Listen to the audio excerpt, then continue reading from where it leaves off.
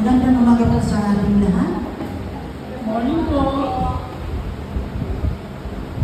Kami po yung nagpapasalamat kasi parating din po na malakas. Akala ko hindi ako makakarating kasi talagang iba ang pagkakang po. No? Nag-prepare kami ng sanon. Parang ayaw ng kalaban na may prepare. Sabi ko, ano kaya ang espiritu ng mga taga-Nueva Ecija bakit hindi? Pero praise the Lord, alam na namin kayo ng masaya at malakas. Praise the Lord at sa oras nito.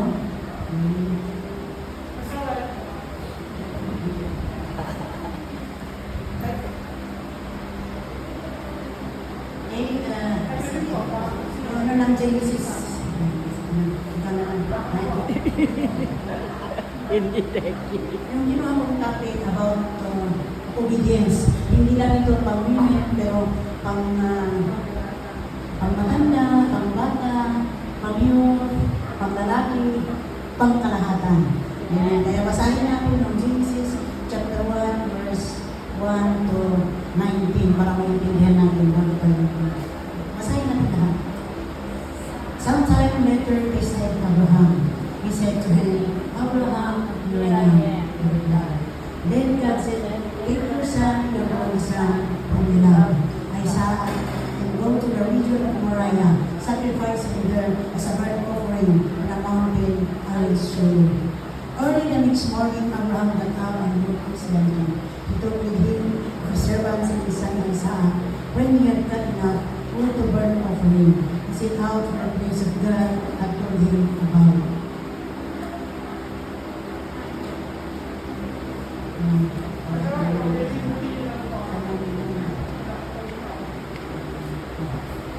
On the third day, Abraham went out and saw the place in distance. He said to his servants, stay here with the donkey while I and the boy go over there. He will worship and then he will come back to you. Abraham took the wood of the burnt offering and placed it for his son Isaac, and he himself killed the fire and the knife. As the two of them went on together, Isaac spoke and said to his father Abraham, Father, yes, my son, Abraham replied. The fire will no longer here, Isaac said, but who is the lamb for the burnt offering? Abraham answered, God himself will provide the lamb for the burnt offering, my son. And the two of them went on together. When they reached the place, God had told him about, Abraham built an altar there and arranged the wood with it. He bound his son Isaac and laid him on the altar on the top of him. Then he reached out his hand and took the knife to slay his son. But the angel of the Lord called out to him from heaven, Abraham, Abraham, here I am, he replied. Do not lay a hand on the boy, he said. Do not do anything to him. Now I know that you fear God because you have not withheld from your son, your only son. Abraham looked up and during the weekend, he saw a ram caught by its horns. He went forward and took the ram and sacrificed it as a burnt offering instead of his son. So Abraham called that place, the Lord will provide. And he said, on the mountain of the Lord it will be. The angel of the Lord called Abraham from heaven a second time and said, I swear by myself, declares the Lord, that because you have done this and have not withheld your son, your only son, I will surely bless you and make your descendant as numerous as the stars in the sky and as the sun on the seashore. Your descendant will take possession of the cities of your enemies, and through your offering, all nations on earth will be blessed because you have obeyed me. Then Abraham returned to his servants and they set off together for Beersheba, and Abraham stayed in Beersheba. Please, kararap kayo. Let's pray. Hallelujah. Lord, we are thank you, Father, for pagpatuloy mo ang bless you, Lord, sa saan. At naman, naturuan mo yung mga anak mo na mabuhay sa iyong salita. Thank you for everything in Jesus' name. Amen.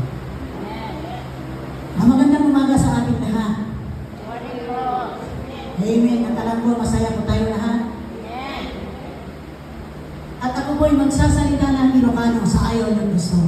Amen. Kasi ako may taga-Bagyo, kaya kailangan magsalita ako ng Ilocano para naman maintindihan niyo kung kung aakyat kayo sa Bagyo at least pag nagsalita ako ng Ilocano, maiintindihan niyo. Amen.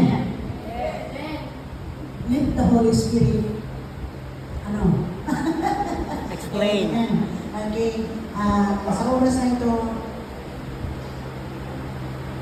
ang natin pong pag-aaralan ay obeying God's calling. Kung paano tayo mag-obey sa calling natin. At paano tayo mag-obey sa mga asawa natin. At kung paano mag-obey sa ating Panginoong Diyos. Amen. At alam natin na para makita natin yung pag-aaralan natin na yung number 1 na makita natin na lesson doon sa binasa natin, is of faith, provision of God, foreshadowing of Christ. Huwag kayong mag-alala kasi magsalita lang ako ng 20 minutes. Amen. Okay, before that, hallelujah. The word is the lamp unto my feet, and the light unto my path. That's what thank you, Jesus. Yung sa Genesis 22% as the ultimate, kung makita natin, ultimate test of Abraham's faith. Nabasa natin na talagang yung kahit sa isang anak niya, na talagang pinag-pray niya, dumating yung time na sabi ni Lord, i-offer mo sa akin. Yan ang ginawa ni Abraham, talagang yung faith niya, yung pananampalataya niya, o sige, mag-obey ako sa Lord. Nakita natin dito, God calls Abraham to sacrifice his beloved son Isaac, whom he had waited for so long, and was the fulfillment of God's promise. Amen. Makita natin yung talagang pananampalataya ni Abraham na walang aalinlangan. Simply, pag sa atin yung talagang iwan natin, kung mag-obey tayo kay God, basta pag nag-isa ang anak natin. Amen. Despite the apparent contradiction between God's promise of descendants to Isaac and the command to sacrifice him, Abraham obeys without hesitation. His unwavering faith is a powerful example of trust and obedience in the face of seemingly impossible circumstances. This story reminds us that the genuine faith is tested and refined through trials, and it requires total surrender to God's will, even when it seems illogical or painful. Siguro bawat isa sa atin, kung tayo ang nasa katayuan ng Abraham, ano kaya ang nararamdaman natin? May kasabihan tayo na, sapagkat ako'y tao naman, para yung sinasabi ng mga veteran pag nagkasala sila. Kaya pag tayo nasa katayuan ng Abraham, siguro nag-isip pa tayo, ano kaya ang gagawin ko? I-offer ko kaya yung nag-iisang anak ko? Hindi. Para hindi tayo magano dyan, tingnan natin yung i-refer ko sana ng testimonial tayo para testimonial ng sitwasyon. Nung tinawag ako ni Lord, sabi ko sa kasi noon ba kasi ako ay isang mula nung high school pa ako hanggang college, hanggang na mo yung Panginoon ako po isang extra o isang fulfiller. Kaya pag dyan, bihira akong nakikiusap sa mga tao, basta alone ako dyan sa isang tabi-tabi o kung saan-saan, kasi yung pinakausap ko, yung mga anitos, na sabi namin ng Lord. Hanggang dumating yung time na tinawag ako ni Lord. Isang gabi kasi parang nag-ano kami, yung mga kasama ko, anito, sabi namin. Pero may time na narinig ang salita na dito kalumaan, yung mga kasama ko naman dyan kalumaan. Yung mga kasama ko hindi nakikita ng Espiritu. Nung dumaan ko dyan, nakita ko kaya nabigay ako sa voice na narinig ko. Nung dumaan ako sa kanila, nakita ko yung isang, hindi church yun, gym, na marami palang kababaihan na nag-pray sa loob niya. Yung mga matatandang kababaihan, talagang praying warriors, sabi ko, ano bang ginagawa nila dyan? Nung pumasok na tayo pala, nagdarasal sila. Sabi niya, ay, ka rin po si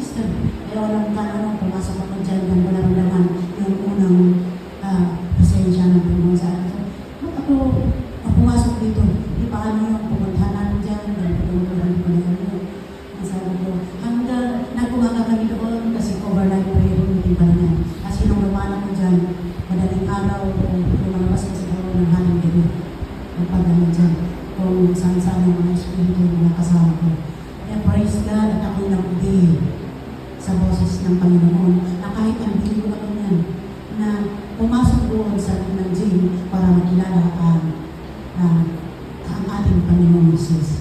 Amen.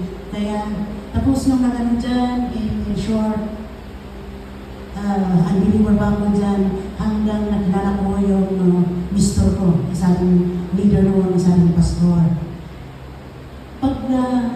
Kasi pag Bible study ang pinag-uusapan, prayer meeting mo tungkol sa church, pagpupunta ko dyan, nasaan ba ako, hindi matala ko. Tamang-tama naman na yung mister ko, dyan din nadaan sa lugar na kinalalagan ko. Ayan, nag-pray siya, ganito, nagpapass out, yung mga ano dyan, hanggang mag-isip ko. Nag-praise the Lord, tuloy-tuloy na nangyari yun, hanggang hindi ko rin alam na siya pala ang aking kapatid. Kasi nung nag-deliver pa ako, sabi ng isang ano namin, halika dito sister. Ay, wag mo akong tawarin sister kasi hindi ako biliwan noon. At saka yung jokes ko noon, puro yung jokes, sabi niya, halika, antayin natin yung nagbabagulisan sa amin. Siyempre, ayan, yung sister na yan, isang leader sa church. Kaya kahit paano, nag-deliver din ako dyan, nag-obey ako sa kanya. Kaya pumunta ako sa bahay na antayin yung sinasabi niya, magbabagulisan sa kanila. Tapos sabi niya, ito po ay isang binata. Ay, ganun sige nga, pagdating niya, masabi niya natin kung anong gagawin ko kasi medyo nagulo ko rin ako. Siguro nung dumating niya yung nakita ko na yung isang lalaki na nasa siguro 100 meters away. Sabi ko sa kanya, oh brother, halika dito, baka ako, salita ko ng Ilocano. Oh my God, ito, baka siya, ayan, hindi may isang napalagpag mo. Nakawatan mo na dyan? Nakawatan mo na dyan. Tapos tumawa lang ng isang lalaki dyan. Tapos tinignan ko, yung ibig niya lang ang nakikita. Aba, kaitin naman ito. Tapos natawanan yung mga na dyan. Hindi ko ba alam na yung sinabi ko na yan nagkatotoo. Kaya, yung mga dalaga dyan, hindi basta-basta ang salita. Yan. There's a power in the tongue. Kahit pala ang believer, yung mga nagsasalita ng ganyan, talagang natutupad pag sinabi natin. Amen. Kaya ganyan yung the better story short, nagkasawa na kami hanggang dumating yung time na anak-anak ako. Nanganak ako, may anak kasi akong dalawa. Tapos yung una, nung nag-anak na ako, sabi ng doktor, ay yung anak mo na ito, ilang buwan na lang, ilang linggo, mamamatay na siya. Nasabi ko sa Panginoon, Lord, ba't mo pa kami tinawag? Ba't mo pa ginawang pastor itong mister ko? Kung mamamatay din pala ang unang anak namin. Di asan na yung sinasabi nila kapag ikaw ay nananampalataya, lahat ng mga panalangin mo ay namin ay sinasagot mo. Sabi ko kay God, kaya sabi mo, ay pag ganyan pala, at ilabas na natin sa hospital, sa BGH, dalhin na lang natin sa ibang hospital. Ay yung ginawa namin, nagpirma kami, yung sabi ng doktor, o sige, pirmahan yung form para pag mamatay, wala kayong sisisihin. Kaya yung ginawa namin, nagpirma kami mag-asawa, inuwi namin sa bahay, nagpipray kami mag-asawa, panayhan namin, dahil sabi namin, Lord, alam namin na binigay mo itong bata na kapalakihin namin para mag-good sa iyo. At praise the Lord, yung sinasabi nilang 2 linggo at mamatay na hindi namatay. Buhay na buhay. Amen. Kaya namin, tapos yung pangalawa rin, si Grace, tinawag namin siya Grace. Nung 1 year, 4 years na, malusog naman siya. Nung 1 year, 4 years na, nagkasakit din ng parang convulsion. Hindi pala namin alam na isa pala siya sakit na seizure disorder. Kaya linggo-linggo nagsiseizure siya. Tapos kung ano na dyan, kaya sabi ko, ay pag ganito ang nangyayari sa anak namin, tumili na lang ako sa pagsisimba. Mag-concentrate na lang ako sa business. Kaya sabi ko kay God, magsisimba ako pero pupunta ako dyan, mag-praise and worship. Pagkatapos ng preaching, tatakbo na ako kagad para hindi nila ako makita. Kasi pag nakita nila ako, baka sabihin nila, oh sister, ikaw lang mag-praise and worship. Sister, ikaw lang hindi pa ako pastor dyan na. Sister pa lang ako. Ang sabi ko lang, kasi mag-business na lang ako. Kaya pinasok ko yung iba-ibang business, kahit na ano dyan, alam kong bawal, may maliit na store ako dyan. Nandoon lahat yung mga klaseng bisyo. Sige, parang bumaba na kasi yung pananampalataya ko kaya nandoon lahat yung mga klase ng sigarilyo, klase ng alak, mga bawal na pinagbibinta. Kaya pag dumating yung pastor namin na mag-visit, i-close ko na yung gusto ko para yung malita. Sabi ko sa anak ay sa katulong ko. Kasi yung anak halos siyempre mo naman, pati medyo may pera ka, lahat ng katulong nandyan, saka lahat ng mga iba yung katulong tayo, iba yung kabanaan, iba yung lahat. Kaya i-close nila yung gusto ko, tapos hindi nila pag-alis ng mga pastor. Baka may gumagawa din sa inyo dyan, bawal yan. Hanggang dumating yung time na magkaroon ko ng milyon. Kasi yung nasa isip ko, ipunan ko yung si Grace para pagdating niya, pag mamatay ako, hindi problema yung magbabantay sa kanya. Kaya sabi ko, o sige, ibalik. Nakakaintindi naman si God. Mawatan niya ako Diyos kung bakit ako maapay na kastoy. Kaya ganyan, ano ko hanggang dumating yung time, si Grace, pag may nag-text, pag may tumatawag, natatalanda ko, sabi na, si Grace, hinimatay na naman. Si Grace, ganito. At sa iyo, ano lang na pinagtataka ko kay Grace, kasi lahat ng mga libro nung nag-school siya, talagang minimalize niya. Akala ko, alam niya magbasa. Pero ano sabi ng teacher na, ipabasa mo sa kanya yung page 1, tapos saktawan mo yung page 2, pila ka sa page 3. Alam niyo, nung ginawa ko yan, hindi niya alam. Totoo pala yung sabi ng teacher na talagang minimalize niya yung isang book. Pero pag mag-session ulit siya rin ay mawala din. Hindi rin siya marunong magbasa, gano'n. Makalimutan niya kung sino ang nanay at kapatid niya. Doon hanggang ilang years, sabi ng doktor, huwag kang magpalala kasi pag 7 years, mag-ano na yan. Pag 7 years, nakunan ko kasi ako. Pag 7 years, matatagal yung session na yan. Pero nung nag-7 years na, parehas pa rin yan. Alam niyo kung magkano ginagasta namin, 15,000 buwan-buwan. Iba pa yung vitamins, iba pa yung ibang gamot niya pag nagkasakit ng trangkaso, gano'n. Pero yung maintenance niya talagang 15,000 buwan-buwan yun hanggang dumating yung time na sabi ng doktor, hindi na matatanda yan. Gravid session na yan, gravid session na yan. Nasabi ko sa doktor, bakit ano ba yung gravid session na yan? Ibig sabihin, lifetime maintenance.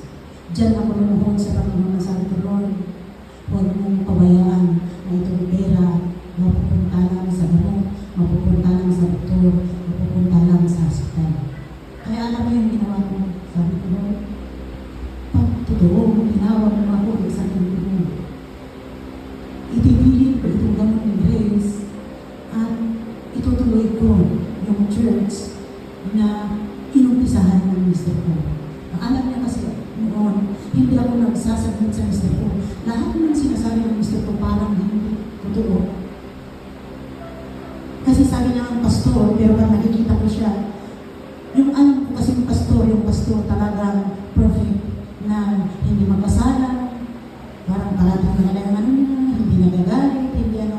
Kaya sabi ko talagang, pastor ba yan? Hindi ko alam na yung pastor pala nagkakasala din kasi tao din sila. Kaya sabi ko, sige. Kaya yung ano niya, yung umpisahan niyang church, sabi ko, may mga kasama din siyang pastor. Pero nung nagkasakit si Grace, hindi ko,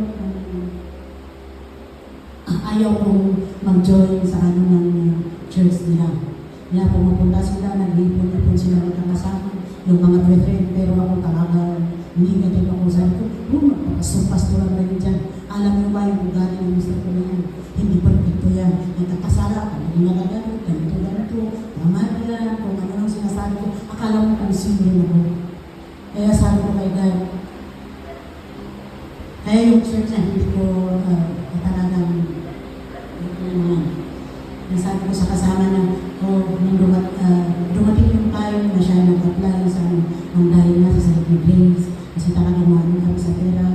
Kasi yung ano ko, hindi ko sinasabi sa mister ko na may malaking pera ako. Kasi yung mister ko hindi niya tinitingnan yung bank account namin, lahat ng mga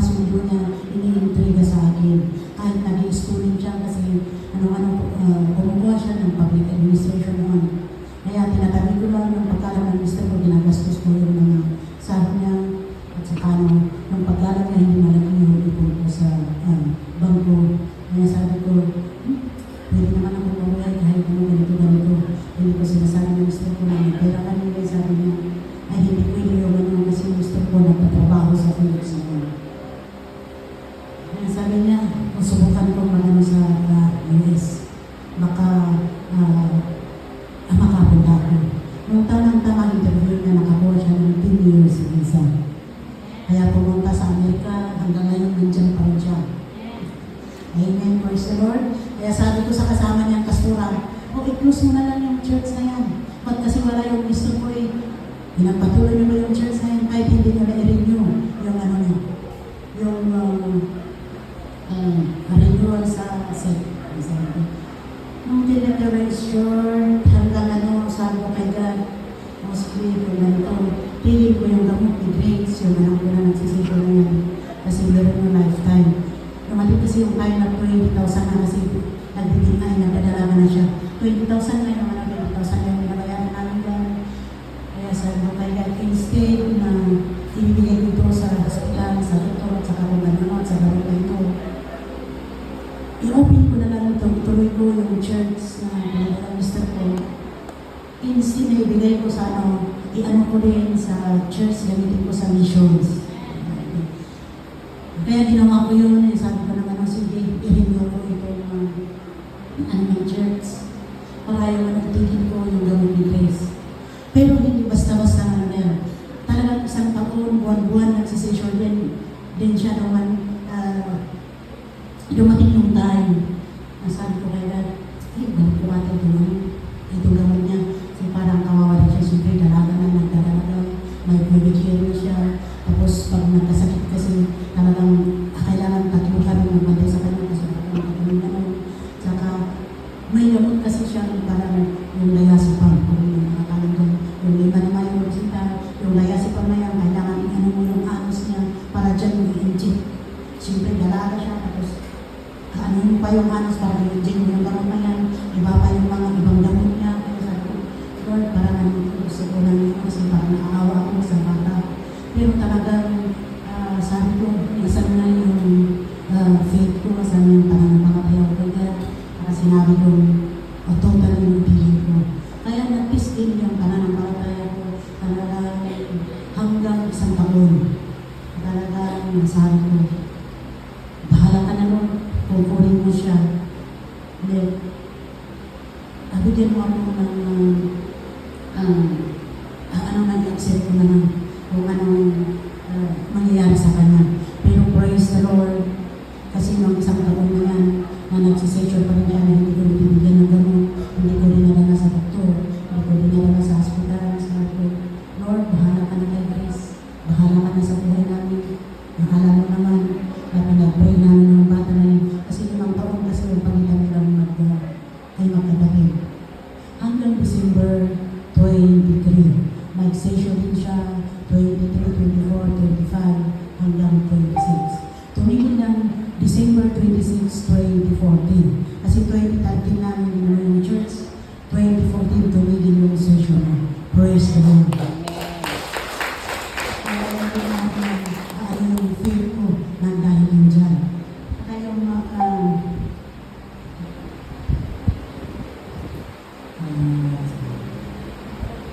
okay. O, tingnan natin yung talagang napistin yung kita kung paano i-alay yung isang anak niya. Pero wala siyang magawa kundi mag-obey kay God. Amen. At sa yung pangalawang lesson ng natin dyan, provision of God.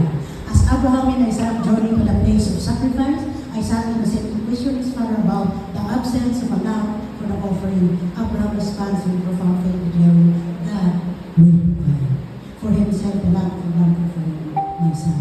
Ay anong sinabi ni Abraham sa anak niya?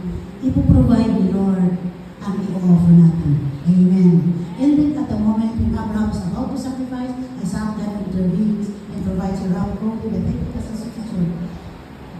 This event highlights God's faithfulness and provision in the midst of obedience, and teaches us that God will be the provider and He will always supply what is needed, often in unexpected ways when we trust and obey.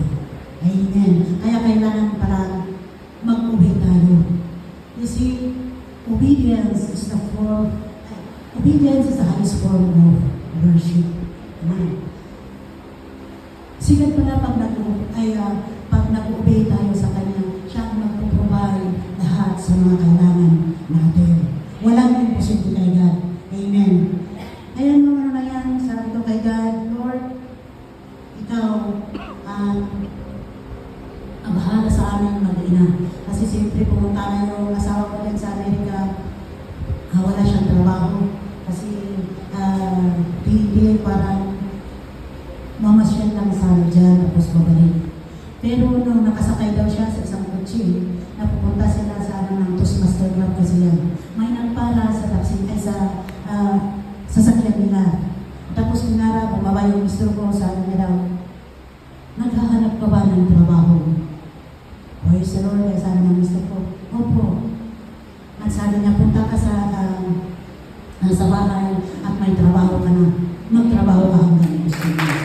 Praise the Lord, kaya sabi, wala pa isang buwan, nagkatrabaho na yung mister ko. Siyempre yung mister ko, nagandaan doon sa Amerika, kaya ayaw na niyang umuwi. Kasi si God ang nag-provide sa kanya ng matitirhan. Hindi siya nagalinta, kundi may bahay, may binigay din sa kanya na pag-istihan. Sabi ko, praise the Lord, pag nag-obey pa natin kay Lord, siya nag-provide lahat sa ating pangangailangan.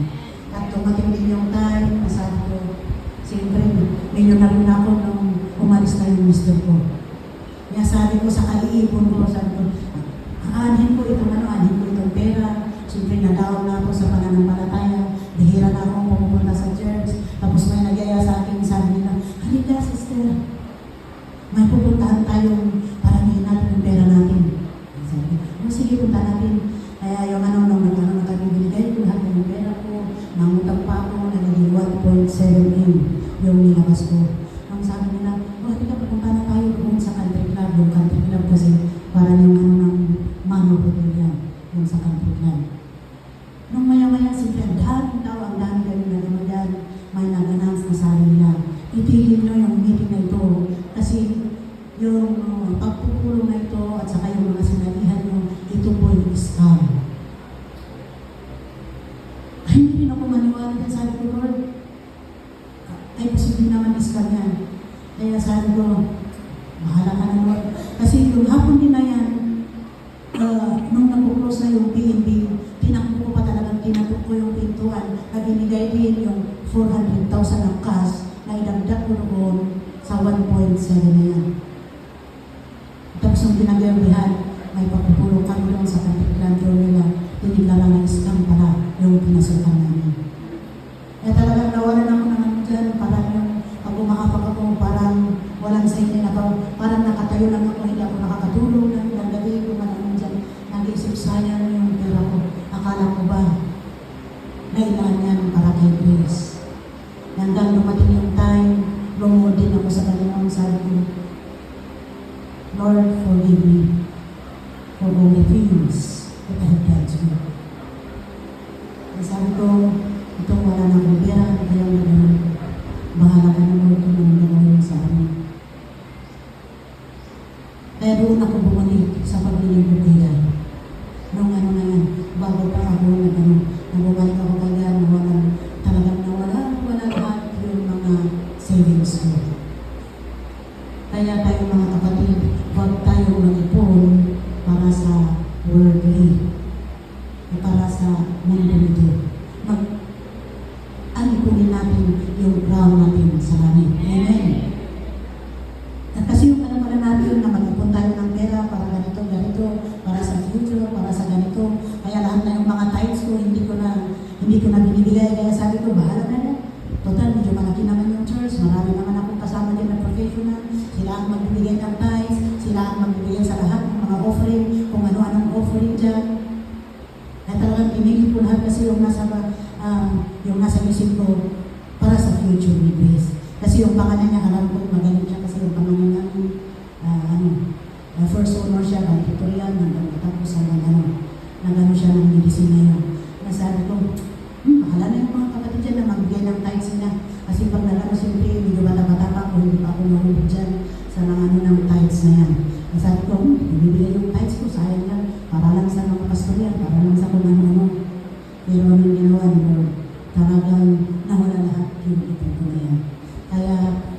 mga kapatid, kakatakot pa na yung binibigay ng Diyos. Kailangan pa nang ibigay natin ang parte para sa Panginoon. Amen. Siguro maraming hindi naniniwala dyan, tayo na yan. Kayo yung mga pastor, hindi yung ganyan. Kung gusto nyong mag-bless, kung gusto nyong yumaman, ang isang susi dyan, yung pagbibigay ng tithes. Amen. Kaya yung ano na yan, hanggang dumating yung time na yung mister ko nagsasahod na, siya nagbibigay na yung mga allowances namin, yung mga ano, kaya sabi ko, oh sige, ikaw na lang ang magtrabaho, ako na lang ang magpastor dito.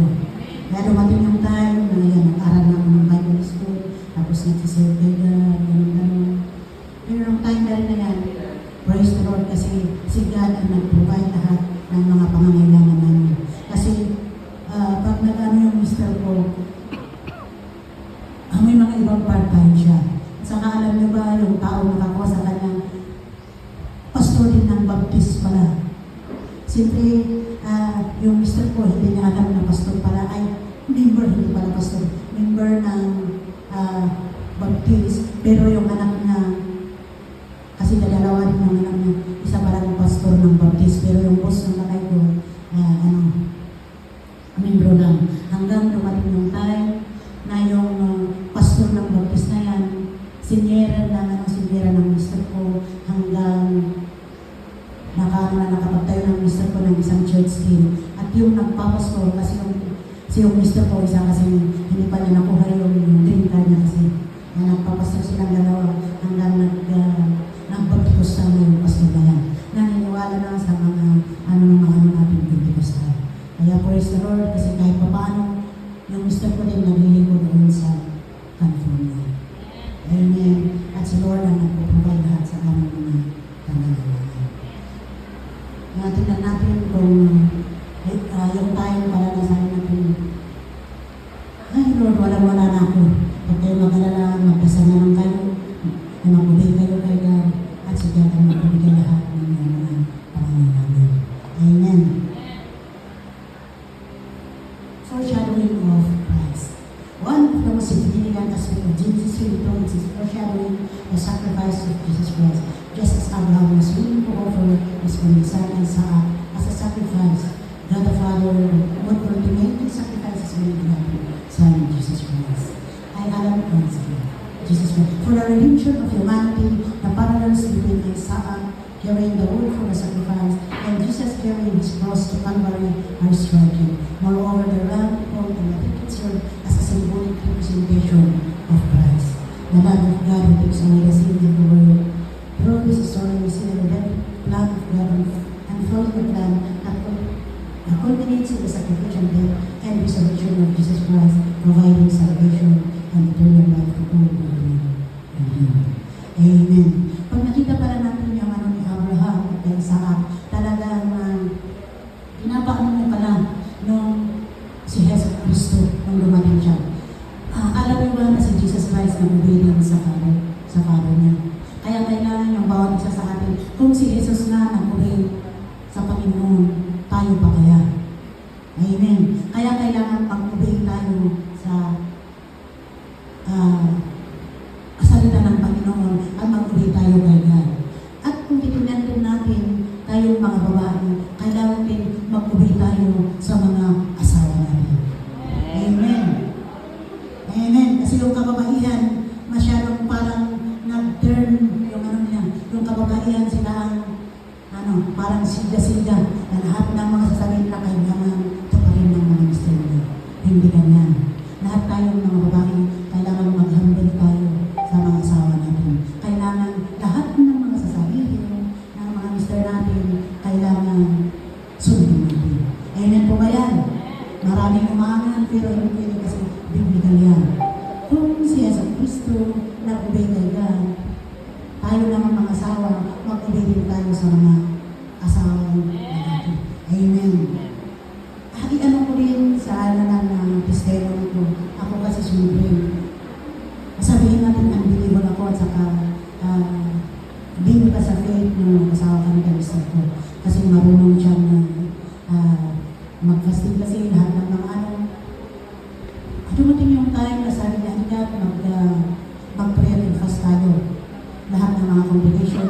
Nung nag-prayer fasting kami, biglang nung nag-worship kami, may nakita akong vision. Sino bang nagkaroon ng vision sa inyo dito? Audible goals, vision, revelation, ganun yung bigla ko nung nag-worship kami, nakita ko yung sarili ko na parang nakita ko yung sarili ko nakagawa ng bukit. At saka, yung nakatayo na ko na yung kasama kong kinasal, yung mister ko.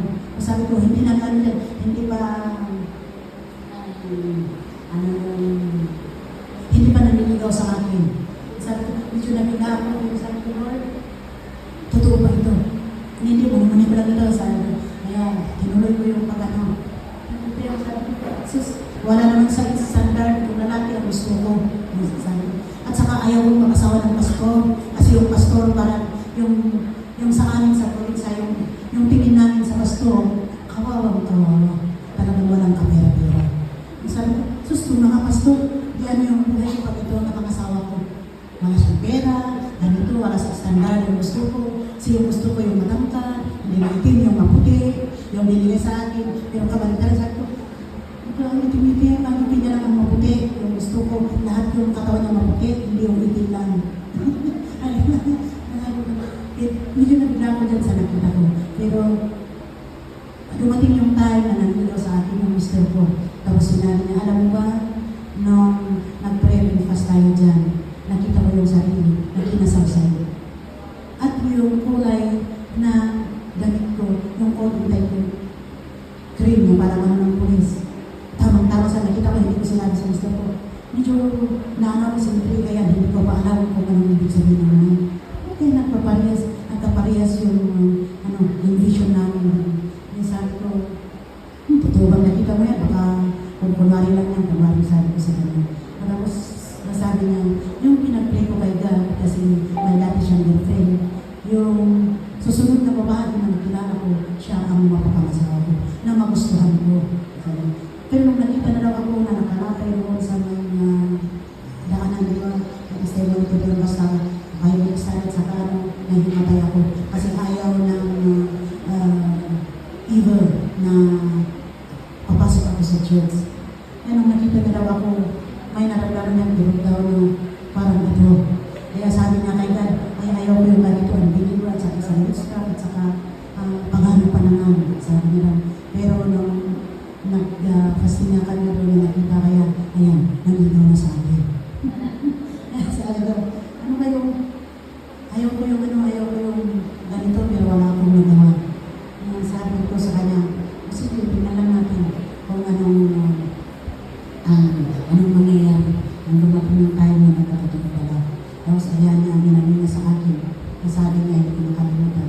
Alam mo ba na si Jesus nag-submit o nag-obey kay God? Ano naman ang difference? Ba't mo yung paninigaw mo, nasabi mo pa yung ganyan? Kung ano mo sinasabi ko, sabi ko naman. Dito kung ano yung revelasyon ni God sa akin, anong susundin ko? Kaya walang kaano, pero ako talaga matigas ako. Hanggang ng 3 taon kami talaga hindi ko matanggap na siya talaga. Kaya sabi ko, nagpag-usap ako kay Lord na, ay ayaw ko yung ganyan, yung gusto ko yung matangkad, yung maputi. Ayaw ko yung maitim. Ayaw ko yung may magbas kasi ganito. Ba't ganito yung binigay mo sa akin na yung kabantaran naman lahat ng mga hinihingi ko? Kaya pala, nung bawat isa sa atin, hindi pala yung gusto natin. Yung gusto ni Lord ang masusunod. Kahit nabalibalitan natin, kahit anong gagawin natin, yung hindi, ni Lord yan, walang mangyari. Si Lord pa rin ang matutupad. Amen. Kaya yung mga dalaga, kung may mga dalaga nandito, ipag-pray nyo kung sino ang mapapangalan.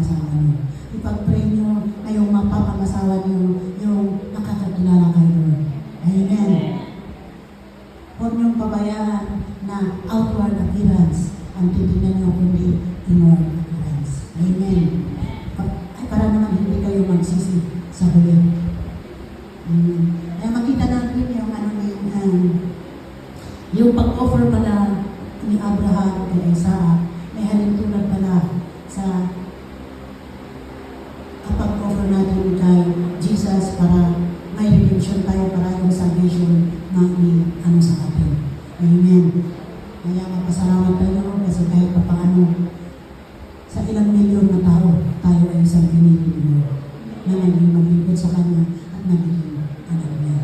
Amen. In summary, Genesis 32 teaches us about the test of faith, the provision of God, and the foreshadowing of Christ's sacrifice. It challenges us to trust and obey God completely, to rely on His provision, and to recognize the profound significance of Jesus Christ as the ultimate sacrifice of our sin. Amen. Kaya kailangan palang yung isang Kristiyano talagang mag-test yung faith natin kung paano tayo tatayo. Na kahit man ano ang mga problema natin, kahit anong circumstances sa pamilya natin, kahit anong mangyari, kailangan palang tatayo pa rin tayo sa Panginoon. Kasi pag na-test kami ka at makita niya, talagang nakatayo ka pa rin. Siya ang magpuprovide sa lahat ng mga kailangan natin. Yung paborito kong versikulo, Matthew 6:33. Seek first the kingdom of God, and all things shall be added unto you. Unahin natin ang Panginoon, at ang Panginoon siya ang magbibigay lahat sa atin ng ating pangangailangan. Paglinggo, anong gawin natin? Unahin natin ang pagsisimba. Itabi mo muna dyan yung labahan mo. Itabi mo muna dyan yung paglilinis ng mga damit nyo, yung mga bahay, at sa kung ano-ano dyan. Kung prayer meeting, ano unahin natin? Prayer meeting. Hindi nyo ba alam na yung prayer meeting, dyan mo makikita kaming mga pastor kung sino ang totoong mature at kung sino totoong mananampalataya kay God. Kasi yung prayer meeting, doon mo makikita kung yung isang membro talagang nag-uubay kay God. Kung sa prayer meeting, bihira kayong dumating. Huwag mo na ngayon kung prayer meeting, kailangan dumating kayo sa ayan at sa gusto niyo. Amen. Kasi paano ibibigay ni God sa iyo yung hinihingi mo kung hindi ka mag-pray? Amen. Kaya kung gusto mong yumaman, kailangan pray ka ng pray para makulit ka sa God, ibibigay sa iyo ang iyong hinihingi. Amen. Hindi man yan, pero talagang si Lord, yung nakikita niya yung puso natin. At hindi naman pupunta ka sa church para mag-pray, para magpakita ng attendance mo lang at yung puso mo. Hindi naman in-line nila at saka hindi naman at ito mag-pray. Ayan din ang isang tingnan natin. Kaya kailangan pala yung bawat isa sa atin mag-pray. At saka yung Bible study, doon natin makikita kung magtawag si pastor ng Bible study, kailangan may sumama sa kanya. Hindi nyo pabayaan ng isa ang pastor nyo. Amen. Pero sa akin sa radyo, kasi lahat ng mga dyan, yung mga youth ko, yung keyboard kasi yung mga ko dyan. Kaya yung pakiramdam ko, parang din ako yung dalaga, parang din ako youth. Minsan, yung dyan sa akin, pastora, sasama ka niya, ganito. Sige, sasama ka, kahit saan kung siya kami pupunta, sumasama sila. Kaya sabi ng mga pinapasyalan namin, sabi, anak ko ba lahat sila? Oo, siya ang pangalan ko, pangalawa, pangatlo, pangapat, hanggang ano. Kaya pag may pinupuntahan kami, hindi nila alam kung sino yung totoong biological children ko. Kasi lahat ng mga anak, yung anak mo, ganito. At alam mo, isang nagbibigay sa akin ng saya ng puso.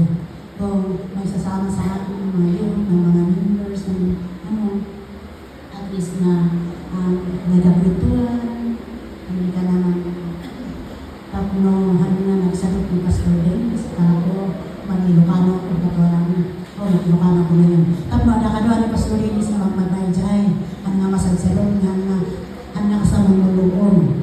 Ang ito man malubong. Ay, ano yun? Parang sira. Hindi parang kawawa naman lalakad na nag-isa. Amen. Kaya bawat isa sa atin kailangan palang mag-obey tayo kay God sa lahat ng mga sinasabi niya. At paano ka mag-obey? Ano yung i-obey mo? Kailangan magbasa tayo sa Bible natin. Kasi doon sa Bible, doon mo makikita kung paano ka mag-obey. Amen. O ayan.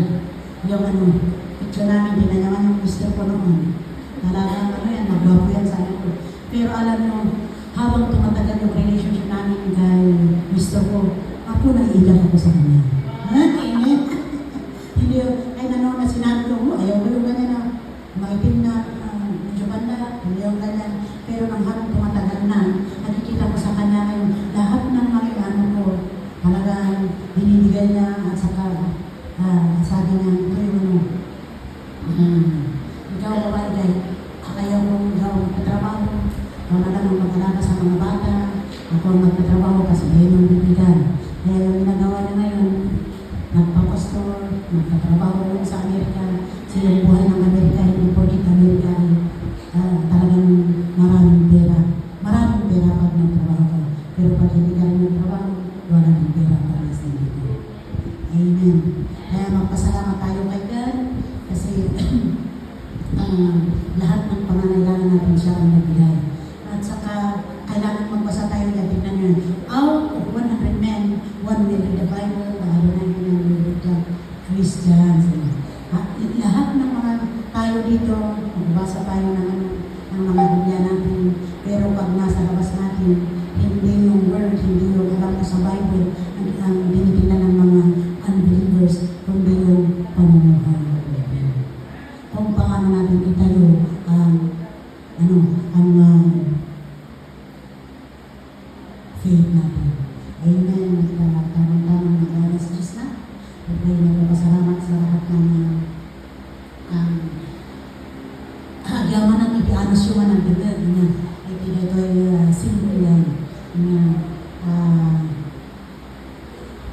Sa unya po Diyos, at tuloy tayo magkakit kasi nga po Diyos, pinapagawa, pero po yung magkakit. Ito po ay insidero.